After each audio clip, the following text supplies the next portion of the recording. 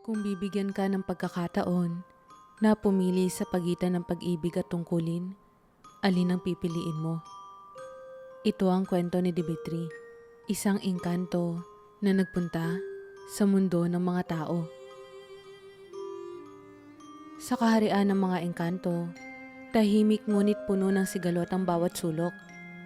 Ang dating luntiang kalikasan ay unti-unting nagiging abo, at ang mga mahiwagang ilog na siyang bumubuhay sa kaharian ay natutuyo na.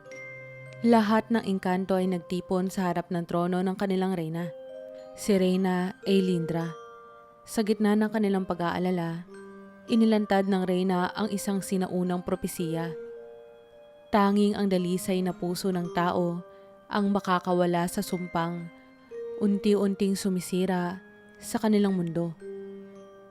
Dimitri, tawag ng reyna. Ang kanyang tinig ay puno ng tiwala, ngunit may halong pighati. Ikaw ang pinakamatalino at pinakamalakas sa ating lahat. Ang misyon na ito ay nakasalalay sa iyong mga kamay. Hanapin mo ang dalisay na puso sa mundo ng mga tao. Lumuhod si Dimitri sa harap ng reyna. Bagamat buo ang kanyang loob na gampanan ng misyon, alam niyang napakalaki ng sakripisyong kanyang gagawin. Ang mundo ng mga tao ay isang banyagang lugar para sa isang katulad niya. Ngunit alam niya na wala siyang karapatang mag-alinlangan. Sa kanyang paglalakbay patungo sa mundo ng mga tao, isinakripisyo ni Dimitri ang kanyang anyong engkanto at ginawang kawangis ng tao ang kanyang sarili. Sa kanyang bagong anyo, siya ay may maitim na buhok, malamlam na mata, at payak na pananamit. Lubos niyang binura ang kanyang likas na anyo upang hindi siya mapansin ng mga mortal. Sa pagdating niya sa mundo ng mga tao, namangha si Dimitri. Napakaraming tao sa mga lansangan, nag-uusap, tumatawa, at abala sa kanilang pang-araw-araw na gawain. Para sa kanya, ang mundong ito ay maingay, magulo, at puno ng kakaibang enerhiya. Gayunpaman, alam niyang naririto ang sagot sa kanilang problema. Sa mga unang araw niya, nagsimula siyang magmasid at makisalamuha. Natutunan niyang kumain ng pagkain ng tao, maglakad sa masikip na kalye, at makipag-usap sa simpleng paraan. Ngunit bawat araw na dumaan ay nagdadala rin ng higit na hirap. Paano niya ba hahanapin ang taong may dalisay na puso sa gitna ng napakaraming tao? Isang araw, napadpad siya sa isang baryo sa gilid ng gubat. Hindi niya alam kung bakit tila may pwersang humahatak sa kanya roon. Ngunit sumunod siya sa kanyang pakiramdam. Habang naglalakad sa gitna ng kagubatan, isang malambing na tinig ang narinig niya. Naririto ka ba para sa mga bulaklak? Tanong ng tinig mula sa likod. Paglingon niya, nakita niya ang isang dalagang nakasuot ng simpleng puting bestida. May hawak ng isang basket na puno ng sari-saring bulaklak. Ako si Persephone, sabi ng dalaga, nakangiti. At ikaw, sino ka? Sa unang pagkakataon, mula nang dumating siya sa mundo ng mga tao, natagpuan ni Dimitri ang sarili niya na walang maisagot. Ngunit alam niya na ang araw na iyon ang magbabago ng lahat. Sa unang sandali ng kanilang pagtatagpo, hindi makapagsalita si Dimitri. Ang mga mata ni Persephone ay nagtataglay ng isang kakaibang liwanag na tila nagbigay init sa malamig na paligid ng kagubatan. Sa kabila ng kanyang pagiging engkanto, naramdaman niya ang hindi maipaliwanag na pagkalapit sa dalaga. Ako si Dimitri, sagot niya sa wakas. Pilit na inaalis ang kaba sa kanyang tinig. Naglalakbay lamang ako at napadpad dito. Ngumiti si Persephone, isang ngiti na nagbigay kalma kay Dimitri. Hindi madalas puntahan ng mga tao ang kagubatang to. Maswerte ka at hindi ka naligaw. Halika, ipapakita ko sa iyo ang daan pabalik. Habang magkasamang naglalakad, napansin ni Dimitri ang masusing pagmamasid ni Persephone sa bawat halaman at bulaklak na kanilang nadaraanan. Para sa kanya, ang simpleng kilos ng dalaga ay puno ng malasakit at pagkalinga. Nagtataka siya kung paano nagiging masaya ang isang tao sa mga ganitong bagay. Hindi rin niya napigilan ang sarili na magtanong. "Bakit mo pinipitas sa mga bulaklak na yon?" Tanong niya. "Nagtitinda ako ng mga to sa baryo," sagot ni Persephone. "Pero hindi lang yun ang dahilan. Ang mga bulaklak ay parang mga alaala. Kapag nalalanta sila, hindi ko tinitignan yon bilang katapusan.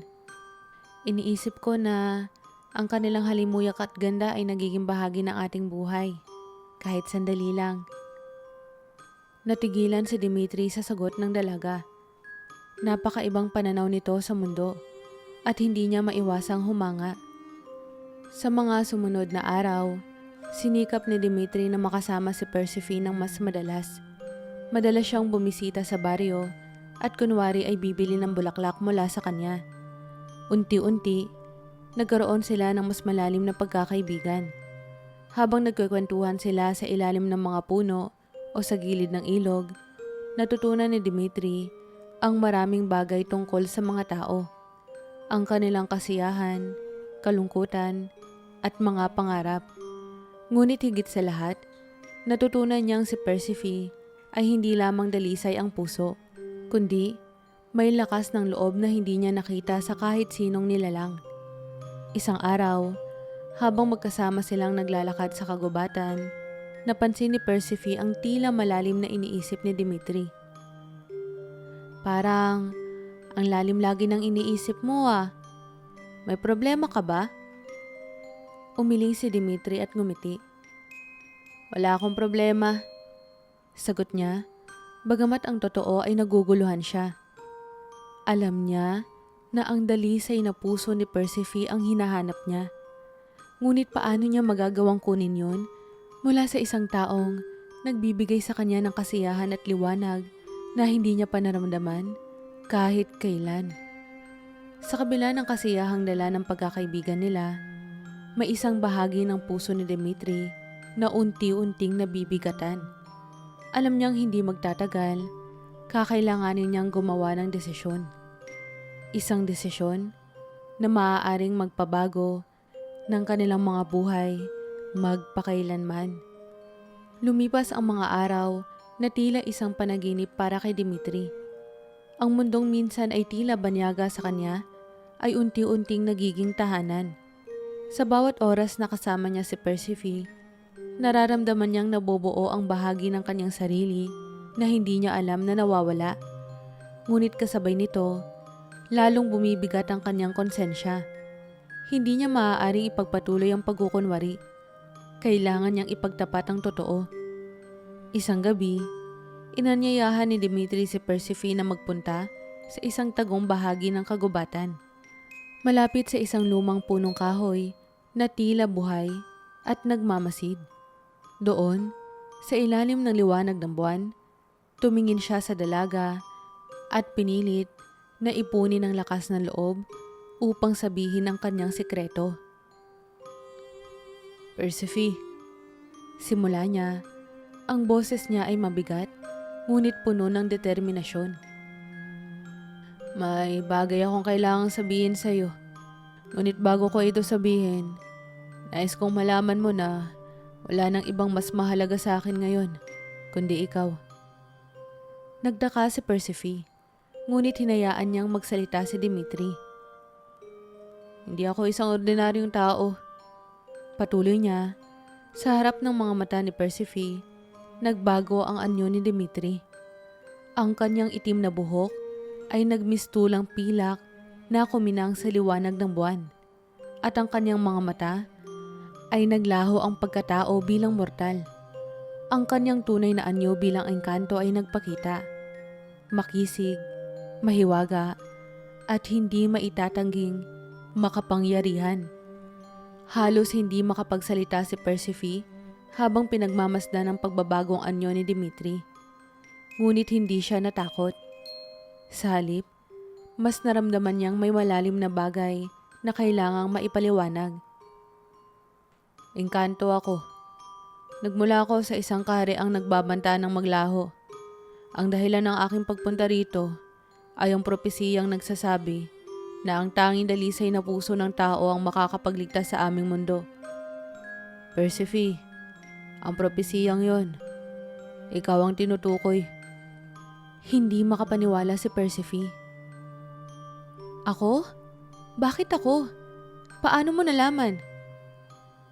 Ang iyong kabutihan, ang iyong malasakit sa lahat ng bagay sa paligid mo. Yon ang mga tanda na dalisay na puso. Ang iyong puso ang solusyon sa sumpang sumisira sa aming mundo. Tahimik si Persephone habang iniisip ang mga narinig. Napakaraming tanong ang pumasok sa kanyang isipan. Ngunit isa lamang ang nais niyang malaman. Ano ang ibig sabihin nito, Dimitri? Ano ang mangyayari kung ibibigay ko ang puso ko? Nanatili si Dimitri sa kanyang lugar. Tila nag-aalangan sa isasagot. Ngunit alam niyang karapatan ni Persephone ang malaman ang buong katotohanan. Kapag ang iyong puso ay inihandog, mawawala ka sa mundong to. Ngunit ang kapalit nito ay ang muling pagbuhay sa aming kaharian. Naramdaman ni Persephone ang bigat ng mga salita ni Dimitri. Sa kabila ng sakit, alam niyang sincero ito sa kanyang sinabi. Kaya pala lumalapit ka sa akin. Sabi niya, ang kanyang boses ay may halong galit at lungkot. Hindi dahil gusto mo akong makilala, kundi dahil kailangan mo lang ako. Persephone, sagot ni Dimitri. Oo, yan ang dahilan kung bakit ako narito. Ngunit higit pa ron, natutunan kong mahalin ka. Ang totoo, hindi ko kayang gawin ang hinihingi sa akin. Muling bumalik ang katahimikan sa pagitan nila. Napakabigat ng mga tanong na nakatambad sa kanilang harapan. Pipiliin ba ni Dimitri ang kanyang kaharian o ang dalaga? At handa bang isakripisyo ni Persephone ang sarili para sa isang mundong hindi niya kilala? Habang magkasama sila sa ilalim ng liwanag ng buwan, alam nilang walang simpleng sagot sa kanilang sitwasyon. Ngunit sa kabila ng lahat, isang bagay ang malinaw. Ang pagmamahal na namamagitan sa kanila ay tunay. Isang gabi, dumating si Dimitri sa bahay ni Persephone. Tahimik itong nakaupo sa labas. Hawak ang isang bulaklak na tila may iniisip ng malalim. Lumapit si Dimitri at sa unang pagkakataon, mula nang magtapat siya, nagsalita siya mula sa kanyang puso. Persephone, alam kong hindi kita dapat inilagay sa ganitong sitwasyon. Ang misyon ko ay dapat walang halong damdamin. Ngunit simula noong araw na nakilala kita, nagbago ang lahat. Hindi ko kayang mawala ka. Ngunit, hindi ko rin kayang talikuran ng aking kaharian. Hindi ko alam kung ano ang dapat kong gawin. Tumingin si Persephone sa kanya. Ang kanyang mga mata ay puno ng lungkot at pagmamahal. Dimitri, hindi ko rin alam kung paano haharapin ang lahat ng to. Mahal kita pero paano ko ibibigay ang sarili ko sa isang bagay na hindi ko naiintindihan? Paano ko isusuko ang lahat ng meron ako para sa isang mundong hindi ko naman nakikita? Habang magkasama silang nag-uusap, biglang lumitaw ang isang mahiwagang liwanag mula sa gubat. Napansin ito ni Dimitri at alam niya na ito ay tanda mula sa kanyang kaharian. Lumitaw ang isang engkanto, ang tagapagsalita ng reyna. Dimitri, sabi ng tagapagsalita, ang oras ay nauubos. Ang kaharian ay nasa bingit ng tuluyang pagkawasak. Ang puso ng dalaga ay kailangan makuha sa loob ng 3 araw. Kung hindi, ay mawawala ang lahat. Nagkatinginan si Dimitri at Persephone. Alam nilang ito na ang sandali ng katotohanan. Ngunit bago pa makapagsalita si Dimitri, tumayo si Persephone at hinarap ang engkanto. Hindi mo maaaring kunin ang puso ko nang wala ang aking pahintulot. Matapang niyang sabi. At hindi ko ito ibibigay hanggat hindi ko naiintindihan ang kabuuan ng sakripisyo. Napahinto ang tagapagsalita. ngunit tila nagbigay respeto sa dalaga. "May 3 araw ka," sabi nito bago naglaho ang liwanag. Pagbalik sa bahay, parehong tahimik si Dimitri at Persephone. Alam nilang ang 3 araw na iyon ay magdadala ng pinakamabigat na desisyon sa kanilang mga buhay. Ngunit sa halip na magtalo, nagpasya silang gamitin ang oras na natitira para maging totoo sa isa't isa. Sa unang araw, ipinakita ni Dimitri kay Persephone ang mahiwagang gubat. Isang lugar kung saan konektado ang mundo ng mga tao at engkanto. Doon niya ipinakita ang mga alaala ng kanyang kaharian. Ang kagandahan nito bago dumating ang sumpa, ang masiglang mga puno, at ang masayang pamumuhay ng mga engkanto. Sa bawat tagpo, nakita ni Persephone ang sakit sa mata ni Dimitri habang iniisip ang nalalapit na pagkawasak ng kanyang tahanan. Sa ikalawang araw, inamin ni Dimitri ang kanyang pinakamalalim na takot, ang mawala ng Persephone. "Mas gugustuhin ko pang maglaho ang lahat kaysa mawala ka sa akin," sabi niya, ngunit alam nilang hindi ganon kasimple ang sitwasyon. Sa ikatlong araw, dumating ang oras ng kanilang huling pag-uusap. Habang nakaupo sila sa tabi ng ilog, hawak ni Dimitri ang kamay ni Persephone. "Kung may paraan lamang upang mailigtas ko ang lahat nang hindi ka nawawala, gagawin ko ang lahat," ani Dimitri. Ngunit bago pa makasagot si Persephone, siya mismo ang nagbigay ng kanyang pasya. "Mahal kita, Dimitri. Kung ang puso ko ang tanging paraan upang iligtas ang iyong kaharian, ibibigay ko to. Ngunit gusto kong malaman mo na hindi ko to ginagawa para sa kanila, kundi para sa iyo." Ngunit biglang tumayo si Dimitri, tila naliwanagan. "Hindi," sabi niya, ang kanyang boses ay puno ng determinasyon. "Hindi ko hayaang mawala ka. Ako ang gagawa ng paraan." Sa sandaling iyon, nagpasya si Dimitri na gagamitin ang natitira niyang kapangyarihan bilang engkanto upang baliktarin ang sumpa. Kahit ang kapalit nito ay ang sarili niyang buhay at kapangyarihan. Sa huling araw na itinakda ng kaharian, dinala ni Dimitri si Persephone sa mahiwagang gubat. Tahimik silang naglakad, habang ang hangin ay tila puno ng lungkot at pangamba. Sa bawat hakbang, nararamdaman ni Dimitri ang bigat ng kanyang pasya, ngunit buo na ang kanyang loob. Pagdating nila sa gitna ng gubat, tumigil si Dimitri sa tabi ng isang sinaunang puno na nagsisilbing pintuan patungo sa kanyang kaharian. Inilabas niya ang huling natitira niyang mahiwagang lakas at nagsimula itong magliwanag sa paligid nila. Tumayo si Persephone sa tabi niya. Hawak ang kanyang kamay. Ngunit alam niyang may gagawing mahirap na desisyon ng binata. "Dimitri," ani Persephone, "handa akong gawin ang hinihingi ng iyong kaharian. Kung ito ang tadhana ko, tatanggapin ko." Ngunit tumingin si Dimitri sa kanya. Ang kanyang mga mata ay puno ng pagmamahal at determinasyon. "Di ko hayaan na mawala ka, Persephone. Mahal kita higit pa sa anumang bagay, kahit pa sa sarili kong mundo. Ako ang gagawa ng sakripisyo." Itinaas ni Dimitri ang kanyang kamay at nagsimula siyang magdasal sa sinaunang wika ng mga engkanto. Ang lupa sa paligid nila ay umingay at ang hangin ay naglaho ng saglit bago bumalik ng mas malamig at mas mabigat. Biglang lumiwanag ang buong gubat at sa gitna ng liwanag ay lumitaw ang Reyna Ailindra, maging ang iba pang engkanto. "Dimitri, ano ang ginagawa mo?" tanong ng Reyna. Ang tinig nito ay puno ng awa at pagkabahala. "Tinatapos ko ang sumpa, Reyna," sagot ni Dimitri.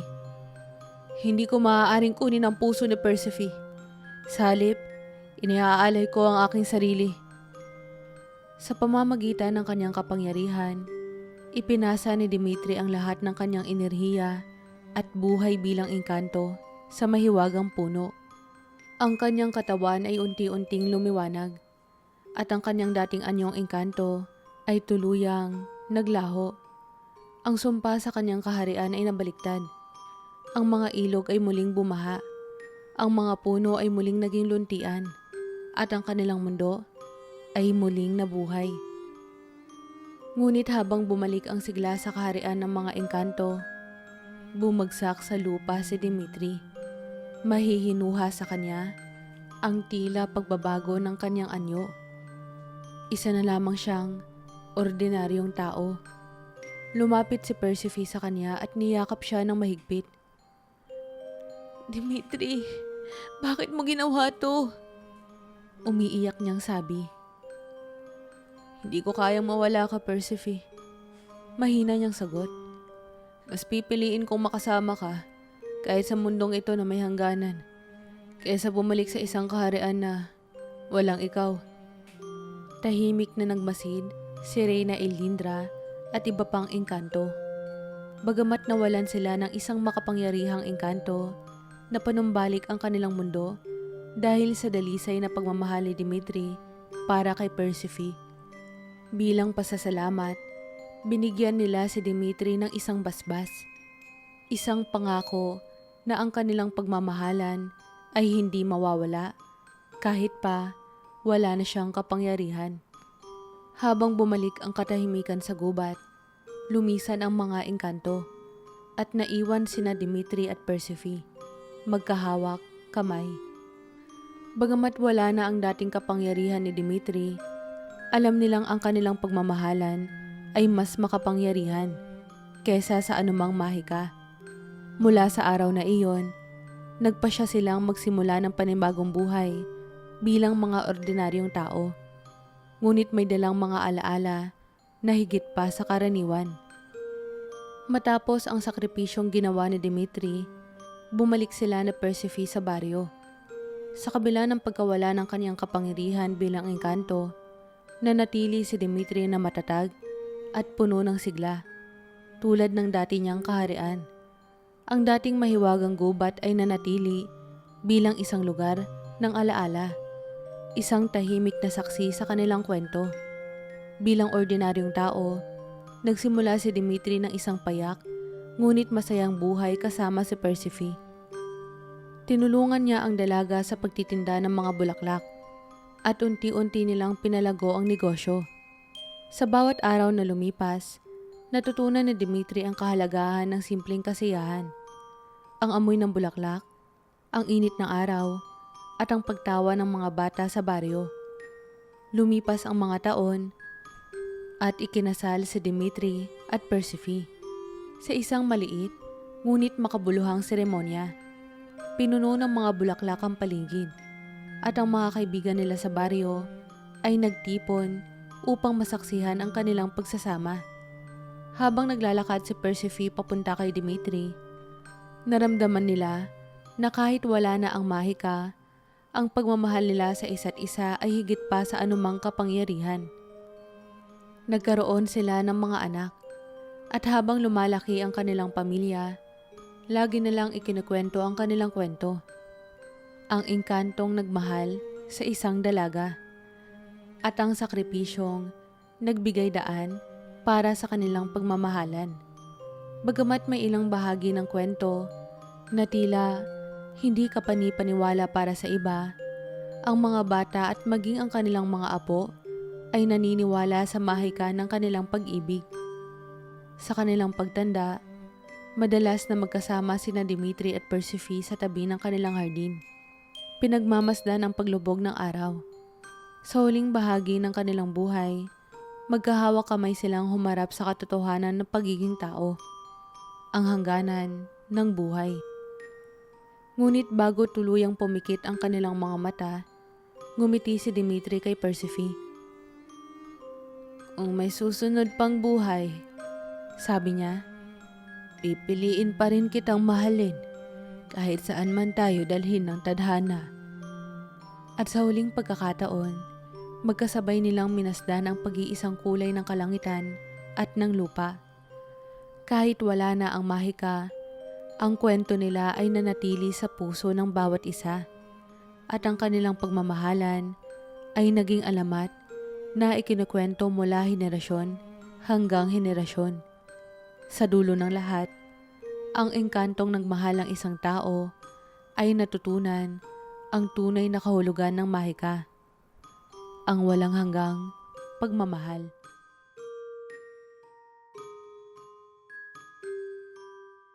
Kamusta po kayo? Maraming salamat po kung nakaabot ka sa puntong ito ng ating video. Huwag mo po sanang kakalimutang mag-like at mag-subscribe. Maraming salamat din po pala sa mga bago nating subscriber. Kayo po ang inspirasyon ko. Have a nice day po sa inyong lahat.